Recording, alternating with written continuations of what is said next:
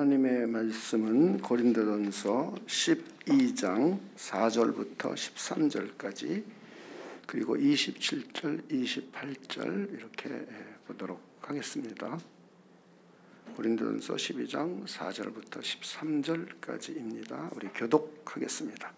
은사는 여러 가지나 성령은 같고 직분은 여러 가지나 주는 같으며 또 사역은 여러 가지나 모든 것을 모든 사람 가운데서 이루시는 하나님은 같으니 각 사람에게 성령을 나타내심은 유익하게 하려 하심이라. 어떤 사람에게는 성령으로 말미암아 지혜의 말씀을, 어떤 사람에게는 같은 성령을 따라 지식의 말씀을, 다른 사람에게는 같은 성령으로 믿음을, 어떤 사람에게는 한 성령으로 병 고치는 은사를, 어떤 사람에게는 능력 행함을, 어떤 사람에게는 예언함을, 어떤 사람에게는 영들 분별함을, 다른 사람에게는 각종 방언 말함을, 어떤 사람에게는 방언들 통역함을 주시나니 이 모든 일은 같은 한 성령이 행하사 그의 뜻대로 각 사람에게 나누어 주시는 것이니라.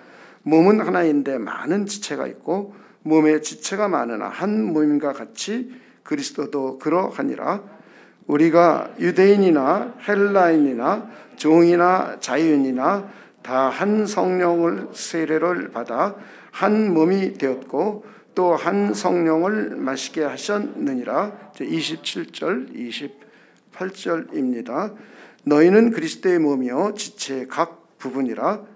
하나님이 교회 중에 몇을 세우셨으니 첫째는 사도요, 둘째는 선지자요, 셋째는 교사요, 그 다음은 능력을 행하는 자요, 그 다음은 병 고치는 은사와 서로 돕는 것과 다스리는 것과 각종 방언을 말하는 것이라. 아멘.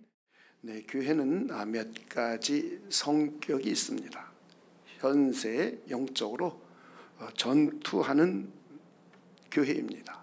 그리고 미래 승리를 거둔 교회, 이렇게 성격을 가지고 있습니다. 또 눈에 보이는 교회와 또 눈에 보이지 않는 교회, 그리고 또 유기체로서의 교회와 조직체로서의 교회, 이렇게 교회는 다양한 성격이 있습니다. 오늘은 유기체로서의 교회와 조직체로서의 교회에 대해 우리 생각해 보겠습니다. 교회는 유기체로서의 성격과 제도적인 조직체로서의 성격 두 가지를 다 가지고 있습니다. 오늘 본문도 이 두 가지를 잘 보여주고 있습니다. 먼저 유기체로서의 교회는 교회와 그리스도는 하나로 통일된 유기체입니다. 교회는 그리스도의 유기적인 몸입니다. 머리이신 그리스도와 다양한 지체들이 성령에 의해서 유기적으로 연합되었습니다. 교회는 그리스도의 영적인 신비한 몸이며 생명적인 관계입니다. 이것이 교회가 가지고 있는 하나의 큰 성격입니다. 그래서 우리는 한번 성경을 통해서 차분차분 하나씩 살펴보도록 하겠는데요. 첫째는 교회와 그리스도는 머리와 몸의 관계입니다. 에베소서 1장 22절 23절을 보겠습니다. 또 만물을 그의 발 아래에 복종하게 하시고, 그 다음 그를부터 한번 읽어봅시다. 시작. 그를 만물 위에 교회의 머리로 삼으셨느니라. 교회는 그의 몸이니 만물 안에서 만물을 충만케 하시는 이의 충만함이니라.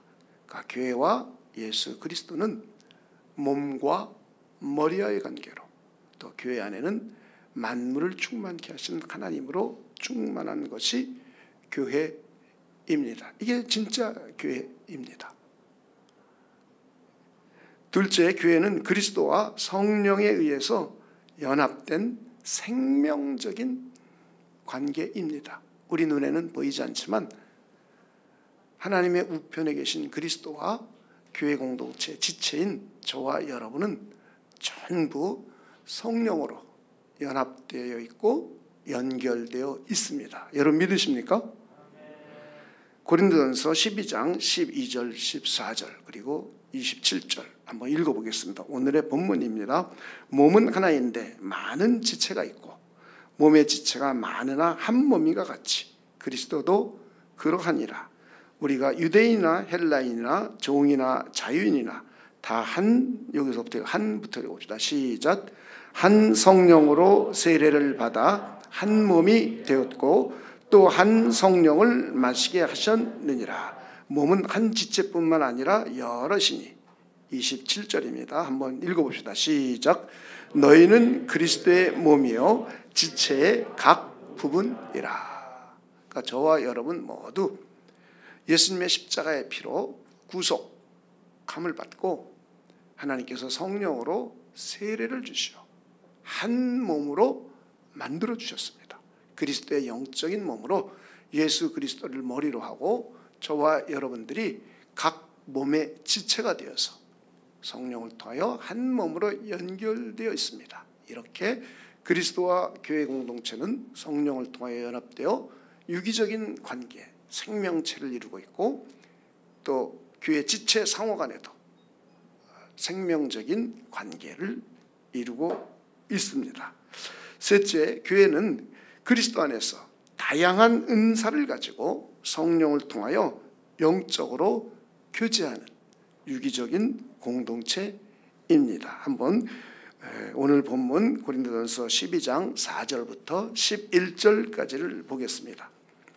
은사는 여러 가지나 성령은 같고 직분은 여러 가지나 주는 같으며 또 사역은 여러 가지나 모든 것을 모든 사람 가운데에서 이루시는 하나님은 같으니.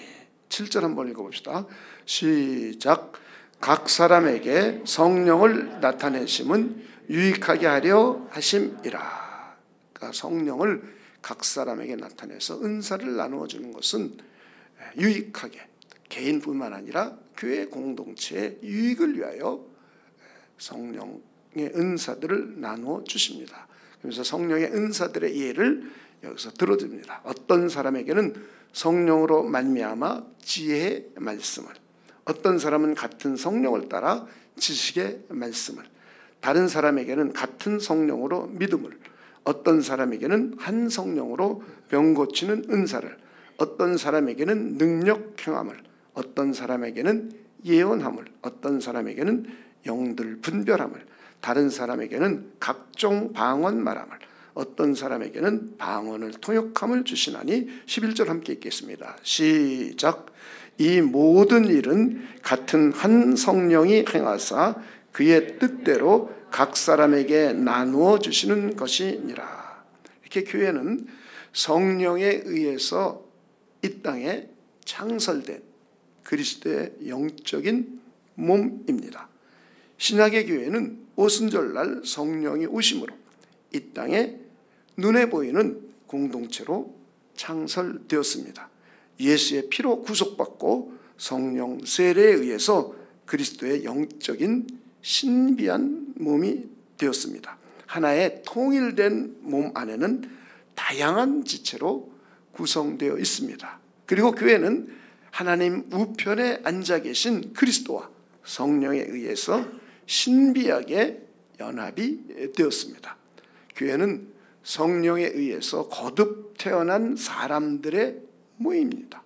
그리스도의 부활 생명을 가진 사람들의 공동체입니다. 교회 지체들이 성령에 의해서 그리스도와 유기적으로 연합되었습니다. 성령에 의해서 그리스도의 부활 생명을 갖게 되었습니다.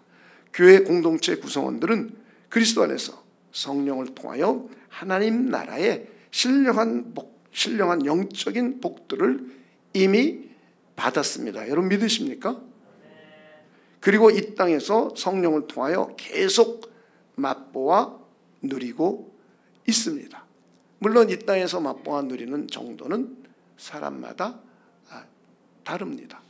그러나 분명한 것은 성령에 의해서 영적으로 거듭 태어난 사람이라면, 자신 안에 성령이 거하시는 사람이라면 예수 그리스도와 성령을 통하여 영적으로 연합된 사람이라면, 연결된 사람이라면 예외 없이 누구에게나 이 땅을 살아가면서 하늘나라의 신령한 복들을 맛보아 누리게 됩니다. 이것이 성경에 계시하고 있는 내용입니다. 우리의 믿음은 성경을 믿는 것이지 내 생각이나 이 세상의 지식을 믿는 게 신앙이 아닙니다. 우리의 신앙은 성경에 계시된 말씀이 하나님의 계시의 말씀인 줄 믿는 것, 그리고 믿고 신앙하는 것이 참된 신앙입니다. 그러면서 교회는 그리스도 안에서 지체끼리 상호 교제하며 성령의 다양한 은사를 풍성하게 맛보아 누리는 유기체입니다. 자연인은 하나님께 부모를 통하여 선천적으로 달란트를 받았습니다. 여기서 자연인이라 하는 것은 성령에 의해서 거듭 태어나지 않은 모든 사람입니다. 남자와 여자, 엄마와 아버지에 의해서 이 땅에 출생한 모든 사람을 우리는 자연적인 출생이었기 때문에 자연인이라고 합니다. 이 자연인들은 하나님께로부터 선천적으로 부모를 통하여 달란트를 부여받았습니다. 그리고 이 달란트를 일찍 발견하여 교육을 잘 받은 사람이 비교적 이 땅에서 잘 살 수 있습니다. 그런데 기독교인은 성령에 의해서 영적으로 다시 태어난 사람입니다. 하나님의 성령이 우리들 안에 내주에 계십니다. 하나님께서는 그리스도 안에 내주에 계신 성령을 통하여 각종 은사를 나누어 주십니다. 우리 기독교인은 선천적으로 부모를 통하여 하나님께 받은 달란트가 있습니다. 거기에 더하여 우리는 하나님께 은사를 받을 수 있습니다. 중생하여 성령이 내 안에 임하신 후에 후천적으로 받는 은혜입니다. 나이와 성별, 학력과 경력에 상관없습니다. 직업과 신분, 나의 노력과 공로에 상관없이 하나님이 거저 주시는 선물입니다. 하나님께서 내 안에 거하시는 성령을 통하여 주시는 하나님의 각종 지혜와 능력입니다. 우리는 일반적으로 눈에 보이는 교회 속에서는 은사는 특별한 사람만 받는 것이다 라고 잘못 이해하고 있습니다. 이것은 가라지와 알곡이 섞여 있기 때문에, 가라지에게는 성령이 없기 때문에 그 안에서 성령의 은사가 나타날 수가 없습니다. 그냥 자기가 자연인으로서 부모에게 받은 달란트와 그걸 가지고 노력하고 열심히 하고 교육해서 발전하는 것은 있으나 후천적으로 성령을 통하여 다시 주시는 것은 없습니다. 왜냐하면 거듭나지 않았기 때문입니다. 성령이 그 안에 임재해 계시지 않기 때문입니다. 교회에서 이런 것들을 명료하게 가르쳐야 되는데 이런 것들을 명료하게 가르치지 않아서 혼돈하는 겁니다. 성령이 임한 우리는, 거듭 태어난 우리는 성령이 우리 안에 계시기 때문에 하나님께서는 내 안에 계신 성령을 통하여 하나님의 뜻을 따라서 하나님께서 우리에게 각종 선물을 주십니다. 각종 은사를 나누어 주십니다. 하나님의 지혜와 능력 등 다양한 것들을 하나님께서 부어 주십니다. 여러분 믿으십니까? 다양한 은사들을 하나님께서 성령을 통해 친히 주시는 겁니다. 오늘 고린도서서 본문에 의하면 지혜의 말씀, 지식의 말씀, 믿음의 은사, 병을 고치는 은사, 능력을 행하는 은사, 예언의 은사, 영을 분별하는 은사, 방언의 은사, 방언 통역의 은사 등 다양합니다. 그 외에 성경은 다양한 은사를 보여주고 있습니다. 한번 오늘날 말로 바꾸어서 열거해 보겠습니다. 학문을 할 수 있는 지혜와 지식도 주십니다. 물질을 관리할 수 있는 능력도 주십니다. 재물을 얻을 수 있는 능력도 주십니다. 악기를 연주하며 노래를 잘 부를 수 있는 능력도 부여해 주십니다. 무용과 스포츠를 할 수 있는 능력, 글을 쓰며 문화예술을 할 수 있는 능력도 주십니다. 다윗과 같은 리더십도 주십니다. 삼손과 같은 물리적인 힘도 주십니다. 부살렐, 오홀리압과 같은 공교한 기술과 그리고 과학을 할 수 있는 능력을 주십니다. 잘 가르칠 수 있는 능력, 심지어 귀신을 내어쫓을 수 있는 능력, 어떤 이들에게는 이웃을 잘 대접하며 섬기는 은사 등 다양합니다. 하나님의 은사는 모든 분야에 다 있습니다. 하나님은 교회 공동체와 구성원들의 유익을 위해서 은사를 나누어 주는 겁니다. 청지기처럼 교회 공동체를 위하여 서로 봉사하라고 은사를 나누어 주는 겁니다. 한번 성경에서 그렇게 말씀하고 있는지 찾아와 보겠습니다. 고린도전서 12장 4절에서 7절입니다. 은사는 여러 가지나 성령은 같고 직분은 여러 가지나 주는 같으며 또 사역은 여러 가지나 모든 것을 모든 사람 가운데 이루시는 하나님은 같으니 각 사람에게 성령을 나타내심은, 그 다음 한번 읽어봅시다. 시작. 유익하게 하려 하심이라. 성령을 주시고 성령을 통해서 은사를 주시는 이것은 유익을 위해서입니다. 교회의 유익, 또 교회 지체인 개개인의 유익을 위해서 주시는 겁니다. 베드로전서 4장 10절에서 11절입니다. 베드로전서 4장 10절에서 11절. 서로 대접하기를 원망 없이 하고 각각 은사를 받은 대로 하나님의 여러 가지 은혜를 맡은, 그 다음부터 읽어봅시다. 시작. 선한 청지기 같이 서로 봉사하라. 이게 은사를 주신 목적이에요. 우리는 과거의 한국교회가 은사에 대한 잘못된 이해, 성령에 대한 잘못된 이해 때문에 많은 혼란이 있었습니다. 그런데 성령에 대한 바른 이해, 은사에 대한 바른 이해를 할 수 있는 분들이 되시길 주님의 이름으로 축원을 드립니다. 은사는 하나님이 주시는데 하나님이 뜻을 따라서 나누어 주시는 거예요. 그런데 왜 나누어 주시느냐? 교회 공동체의 유익과 교회 공동체의 구성원들끼리 서로 먼저 봉사하고 헌신하라고 나눠주는 거예요. 그러므로 해서 교회의 유익이 되고 개개인의 유익이 되게 하려고 각종 은사들을 하나님께서 나누어 주시는 겁니다. 이 은사에는 아주 다양한 은사들이 있습니다. 여러분들이 잘 이해해 주시길 바랍니다. 나만 특별하게 은사 받았다, 이런 말은 성경적이지 않은 내용이고 잘못하면 이단성으로 흘러가게 됩니다. 저와 여러분은 한 사람도 예외 없이 은사를 받았습니다. 여러분 믿으십니까? 믿음도 은사예요. 그러니까 믿음도 하나님이 주신 선물이지 내가 믿습니다 하고 믿어지는 게 아니에요. 하나님이 나로 하여금 믿을 수 있도록 선물을 주신 거죠. 예수 그리스도가 선물이듯이. 예수님이 우리가 오십시오 그런다고 오십니까? 그러니까 우리 이상한 신앙을 가지면 안 돼요. 하나님은 하나님의 계획을 따라서 당신의 독생자를 이 땅에 보내셨어요.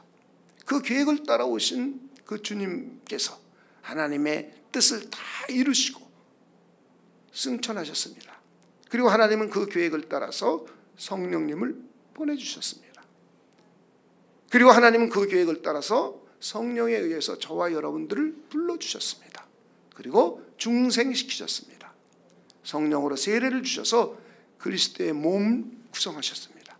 그리고 우리 안에 성령이 임재하시고 우리 개개인 안에도 성령이 내주해 계십니다. 그러면서 하나님은 우리 개개인 안에 계신 성령을 통하여 하나님의 각종 지혜와 능력들을 후천적으로 주십니다. 선천적으로 받은 것은 달란트라고 말할 수 있어요. 이거는 부모를 통해서 하나님이 주시는 거죠. 그리고 이것을 가지고 조기에 발견해서 교육을 잘 시키면 비교적 이 땅에서 잘 살 수 있습니다. 그런데 저와 여러분 여기에 플러스 후천적으로 우리 안에 계신 성령을 통하여 성경에 기록된 각종 선물을 우리에게 나누어 주십니다.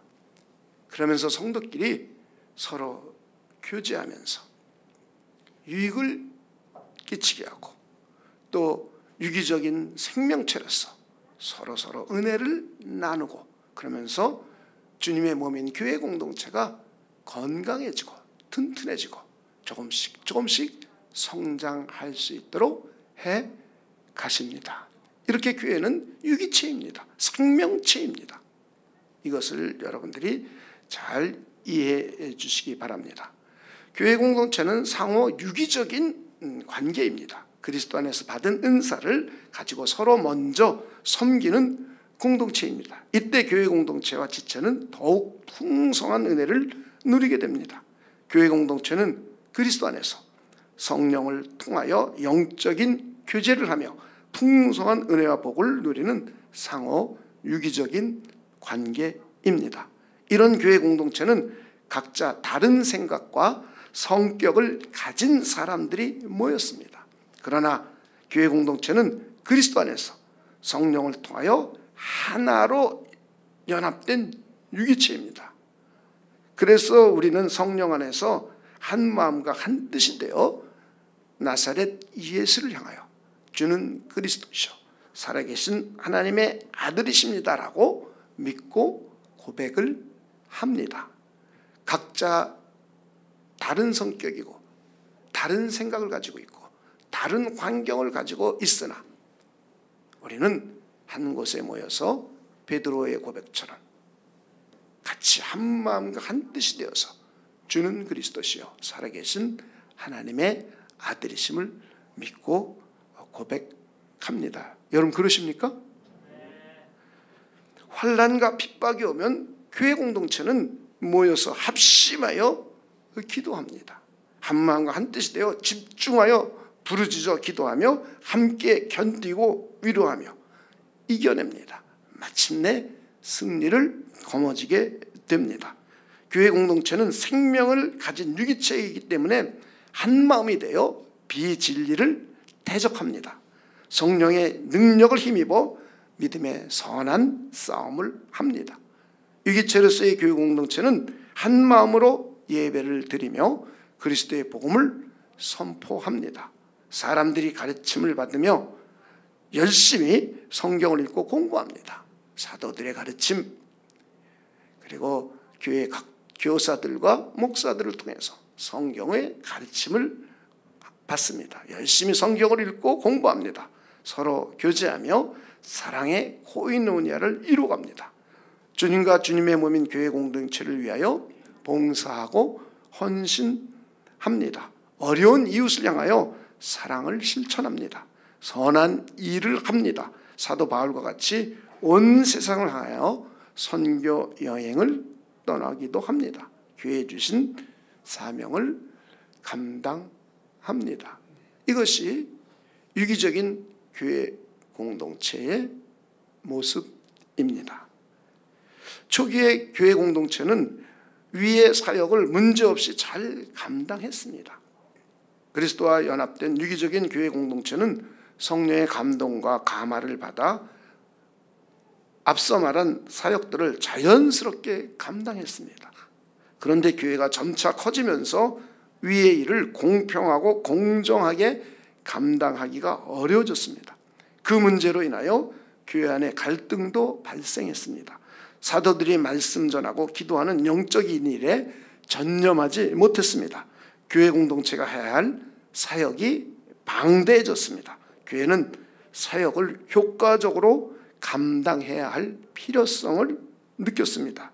그래서 일꾼을 뽑고 조직을 만들게 되었습니다. 그러면서 교회의 모습은 조직체의 모습을 갖추게 됩니다. 오늘 우리 교회도 보면 조직을 갖췄습니다. 그러면서 우리는 조직만 갖춘 것이 아니라 생명적인 다이나믹하고 생명체로서 유기적인 교회의 모습도 가지고 있습니다. 이렇게 교회는 이 두 가지 모습을 다 가지고 있습니다. 사도행전 6장 1절로부터 6절까지 보면 이제 교회가 일이 많아지고 구제해야 할 일들이 많이 생겨서 구제 일을 하는데 명단에 빠지기도 하고 이렇게 돼서 갈등이 생겼습니다. 그러자 사도들이 성도들을 다 불러 모아놓고 기도하며 일꾼을 세우자고 했습니다. 믿음이 충만하고 성령이 충만하고 지혜가 충만하고 사람들에게 칭찬받는 사람을 일꾼으로 세우자 그랬더니 성도들이 너무나 좋아해가지고 그날 7명을 뽑아서 안수하여 일꾼으로 삼게 되었습니다. 그리고 오늘 우리가 읽은 고린도전서 12장 27절 28절에 보면 하나님이 교회 중에 몇을 세우셨으니 첫째는 사도를 하나님 세우셨고 둘째는 선지자도 세웠고 셋째는 교사요 그 다음은 능력을 행하는 자요 그 다음은 병 고치는 은사와 서로 돕는 것과 다스리는 것과 각종 방언은 말하는 것이라. 이렇게 유기체로서의 교회 공동체는 신앙생활과 하나님이 주신 사역을 효과적으로 하기 위하여 법적인 제도를 만들어 교회의 조직을 갖추게 되었습니다. 그래서 교회는 유기체이며 동시에 조직체입니다. 조직체로서의 교회는 눈에 보이는 물리적인 측면이고 유기체로서의 교회는 눈에 보이지 않는 영적인 측면입니다. 이 세상에 존재하는 교회 공동체는 그리스도와 성령을 통하여 생명을 나누는 유기체로서의 교회이며 하나님의 사역을 질서 있게 효과적으로 하기 위하여 법적인 제도를 갖춘 조직체로서의 교회입니다. 그래서 우리는 이걸 잘 이해할 필요가 있습니다. 이 땅에 존재하는 교회는 제도적인 조직을 갖추고 있습니다. 성경에 보면 하나님이 직접 불러 세운 일꾼과 교회가 필요해서 세운 일꾼이 있습니다. 그리고 그 일꾼의 자격과 기준 이것이 성경에 기록되어 있습니다. 후에 우리는 교회의 여러 가지 조직과 일꾼에 대해서 우리 계속 살펴볼 겁니다. 이 부분을 그때 가서 좀 더 자세히 다루기로 하고 이것을 근거로 해서 이렇게 성경에서 하나님이 일꾼을 세우시고 조직을 만들게 했고 그리고 교회가 필요에 따라서 일꾼을 세우고 조직을 또 점점 세워갔습니다. 이런 성경을 근거로 해서 오늘날 개교회와 교단은 교회 헌법과 정관을 만들어서 교회를 조직하고 있습니다. 성경을 근거로 해서 예를 들어 보면 사도행전 15장에 보면 최초의 종교 회의를 합니다.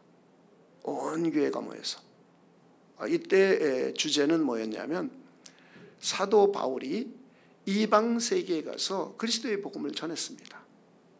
그래가지고 이방인들이 예수를 믿고 구원받는 역사가 나타났어요. 근데 이것이 성경적으로 정당한 일인가 아닌가 교회가 결정을 해야 할 필요성이 있었습니다.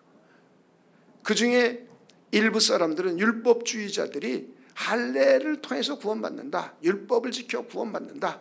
그러면서 이방인들은 할례를 해야 되고 율법을 지켜서 구원받는 것이지 그리스도를 믿어 구원받는 것이 아니다. 라는 주장들이 있었어요.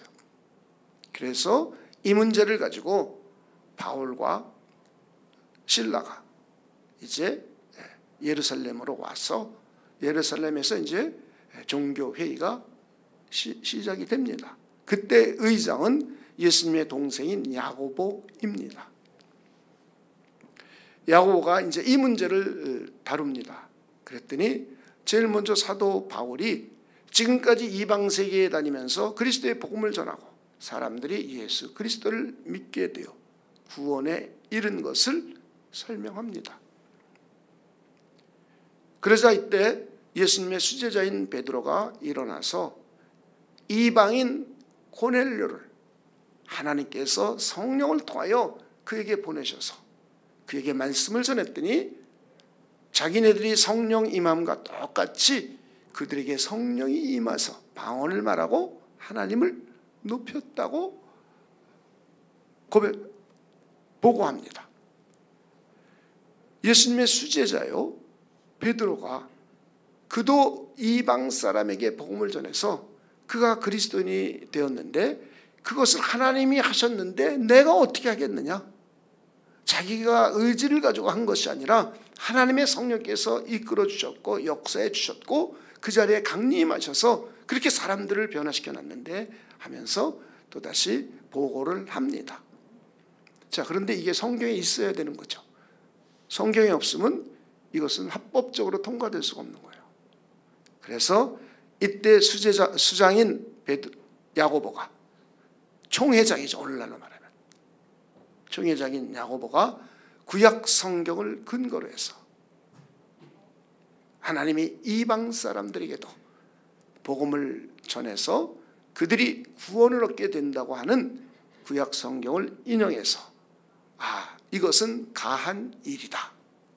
그러나 유대인들은 풍습상 피 흘리는 음식을 먹거나 혹은 우상에게 절한 제사 음식을 먹거나 하는 것을 매우 꺼려하니까 이것은 하지 않도록 하자 해서 정식으로 문서를 작성합니다. 공식 문서를. 그래가지고 이제 회의에서 결의를 해서 통과를 시킵니다. 이게 최초의 종교 회의예요. 이 최초의 종교 회의를 기반으로 해서 기독교 초대교회 역사 속에서 종교 회의들을 하고 이때 교리를 확립하고 이단을 정죄하고 하는 일들을 고대교회, 초대교회 이 일을 진행해 갑니다. 그리고 이제는 교파가 많아졌기 때문에 전체 모든 교회가 모여서 하는 일은 불가능해졌죠. 그래서 각 교단과 교파에서는 이런 총회를 1년에 한 번씩 일주일 정도 실시합니다. 자, 이런 모든 것이 그냥 사람들이 모여서 자기네 멋대로 막 만드는 게 아닙니다. 필요에 의해서 만들었죠. 교회도 필요에 의해서 만들었어요. 그러나 하나님이 만들게 해줬죠. 그리고 이것이 성경의 근거를 해서 그 시대마다 필요를 따라서 조직을 만드는 거예요. 일꾼을 세우는 거예요. 서리 집사 제도는 대한민국밖에 없습니다. 우리나라 사람들은 완장 차는 걸 매우 좋아하나 봐요. 미국 사람들은 디컨 그러면 아주 상당한 신앙 좋은 사람이에요. 우리는 집사 그러면 그냥 교회 온 지 몇 년만 되면 막 세워지죠. 그렇죠? 그래서 이걸 우리는 그냥 서리 집사라고 그래요. 1년 임기로 그냥 교회에서 세워주는 거죠. 그러나 정식 집사는 안수를 받아 안수를 해서 세웁니다. 그래서 우리 교회는 안수 집사 한 분밖에 안 계시죠. 자, 이렇게 이제 교회가 필요에 따라서 일꾼을 세우고 이런 일들을 이제 규칙을 만들고 규례를 만들고 법을 만들어서 교회는 진행을 합니다. 그런데 이 모든 것이 근거가 성경입니다. 우리 교회를 예를 들어 보겠습니다. 우리 교회는 가장 작은 단위의 지역교회입니다. 지교회, 가장 작은 교회, 지교회예요. 교회가 사이즈가 아무리 커도 그냥 브랜치, 가지 중에 하나예요. 가지. 그리고 우리 교회에는 직분은 목사, 장로, 안수집사, 권사, 서리집사, 세례교인으로 직분을 구분하고 있어요. 그리고 당회, 재직회의, 공동회가 있습니다. 그리고 재직회 안에는 교회 사역을 효과적으로 감당하기 위하여 각종 부서들이 있습니다. 그리고 예배를 아름답고 풍성하게 드리기 위하여 성가대도 운영하고 찬양팀도 운영하고 우리 과거에 챔버팀도 운영했었습니다. 반주팀, 음향, 영상팀 등이 있습니다. 그리고 바른 신앙교육을 효과적으로 하기 위해서 교사회의가 있습니다. 교회 학교가 있습니다. 이런 것이 눈에 보이는 조직체로서의 교회입니다. 그리고 우리 개교회보다 큰 조직이 우리 교단은 지방회라고 합니다. 장로교는 노회라고 그래요. 그러나 장로교회의 대부분의 교단들은 지방회라는 말을 씁니다. 그리고 지방회보다 큰 조직이 지역총회라는 게 있습니다. 그리고 전 지역 총회를 다 합쳐서 총회라는 큰 조직이 있습니다. 그래서 우리는 기독교 대한 하나님의 성회 아래 전국 지역총회 아래 서울 중부 지방의 아래 사랑과 평안의 교회입니다. 그래서 우리는 브랜치인 거예요. 이런 조직을 가지고 있습니다. 교회는 이렇게 성경을 근거로 해서 각 교단마다 헌법을 만들고 개교회마다 정관을 만들어서 조직체계를 만들고 교회를 합법적으로 운영합니다. 이것이 조직체로서의 교회입니다. 여러분 성경을 보면 두 가지가 다 있어요. 예를 들어서 신명기서를 보면 신명기서는 법전 같아요. 법전. 그리고 모세의 설교라는 형식을 들어서 법전처럼 기록했어요. 그런데 이 신명기서는 법을 기록했지만 법을 가지고 사람을 정죄하고 판단하는 게 목적이 아닌 거예요. 그보다 신명기서는 하나님의 백성 이세들과 모세를 중재자로 하여서 언약을 재갱신하는 겁니다. 모세를 중심으로 한 1세대들이 시내산에서 하나님과 언약을 맺으면서 하나님의 백성의 언약을 맺었습니다. 이것은 하나님의 은혜고 하나님의 사랑이죠. 그러면서 십계명과 율법을 주면서 하나님과 사랑을 맺은 사람들, 하나님께 구원받은 백성들이 하나님의 법인 율법을 지켜 살라고 법을 주셨습니다. 그리고 광야에서 1세대들이 대부분 죽습니다. 모세도 죽죠. 갈렙과 여호수아 외에는 대부분이 죽고 이제 가나안 땅에 들어가서 정착을 하게 됩니다. 그 정착하기 이전에 다시 한번 하나님께서 모세를 중재자로 하여 이 세대들과 언약을 갱신하는 겁니다. 언약을 갱신한다고 해서 언약이 바뀐다 이런 의미가 아니에요.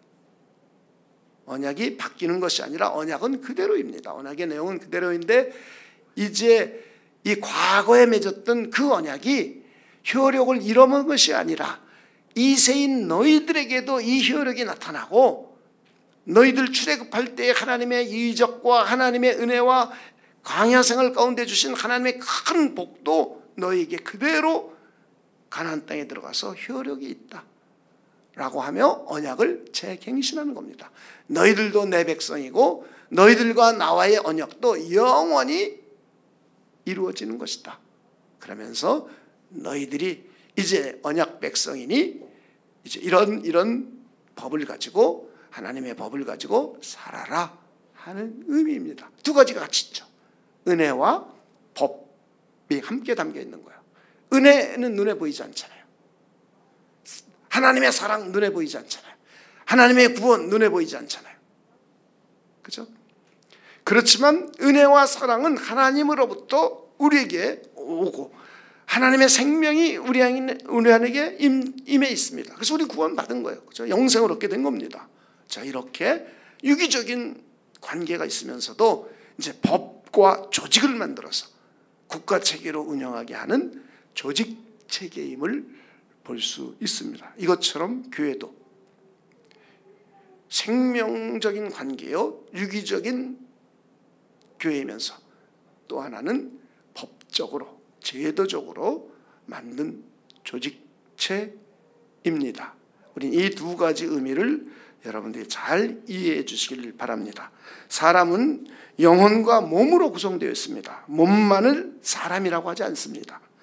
영혼만을 사람이라고 하지 않습니다. 몸과 영혼을 다 합쳐서 사람이라고 합니다. 지상의 교회도 성령을 통하여 그리스도와 생명적인 관계로 연합된 유기체로서의 성격을 가지고 있습니다.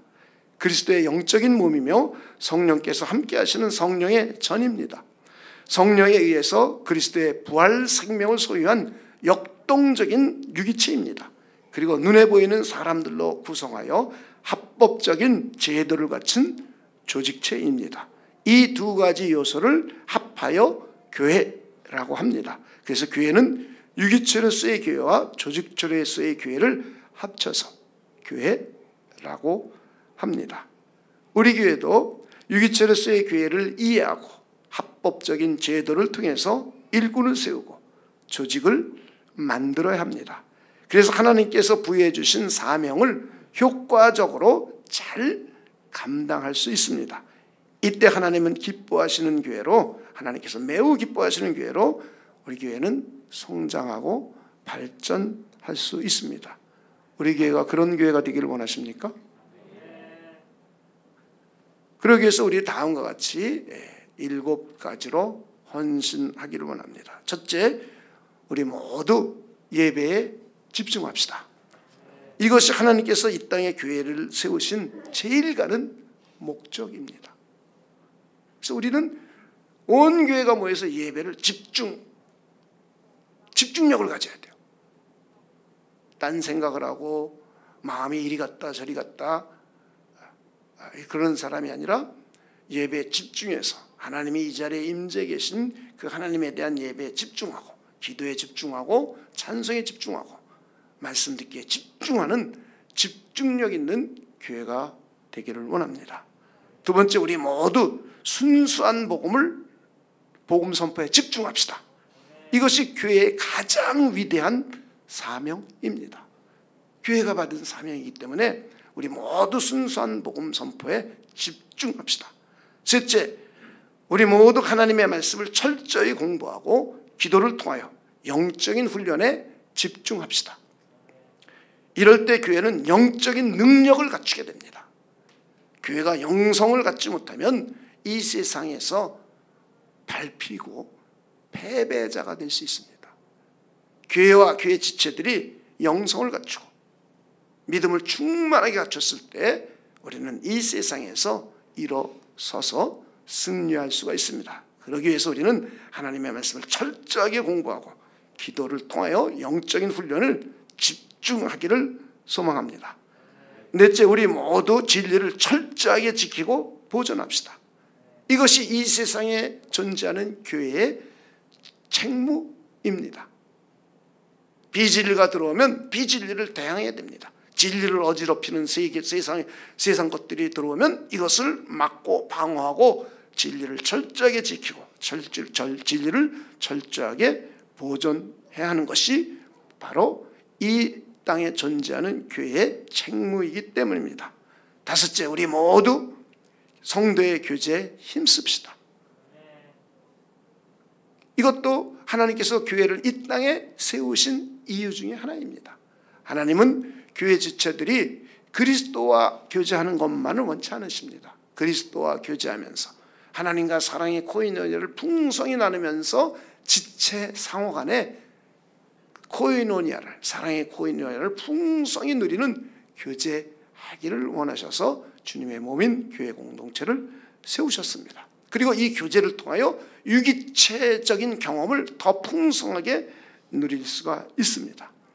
여섯 번째, 우리 모두 교회 안에서 한 가지 이상 봉사하고 헌신합시다.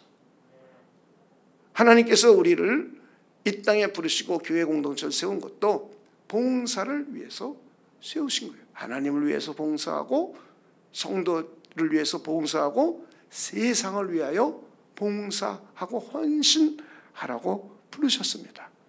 그렇기 때문에 우리는 먼저 교회에서 최소한 한 가지 이상 봉사합시다. 그리고 7번째 마지막으로 우리 모두 기회가 될 때마다 세상을 향하여 착한 일로 봉사합시다. 이것이 하나님이 교회에게 주신 사명 중에 하나이기 때문입니다. 이것을 위해서 우리 일꾼도 잘 세우고 조직체계도 잘 갖추고 그리고 이 조직체계 속에서 규칙을 잘 따름으로 해서 하나님의 사역을 효과적으로 감당하는 우리 복된 교회를 함께 세워 갑시다. 우리 기도하겠습니다. 하나님 감사합니다. 오늘 유기체레스의 교회와 조직체레스의 교회에 대해서 생각해 보았습니다. 용어는 어렵지만 내용은 우리가 꼭 알아야 되고 꼭 교회에 실행해야 될 일임을 다시 한번 생각해 보게 되었습니다. 하나님의 성령께서 역사해 주셔서 이것을 잘 이해한 우리 모두가 신실하게 하나님의 뜻을 따라서 함께 교회를 세워가고 함께 봉사하며 헌신하는 복된 우리 모두가 되도록 하나님께서 역사하여 주시옵소서. 감사를 드리며 예수님의 이름으로 기도하옵나이다. 아멘.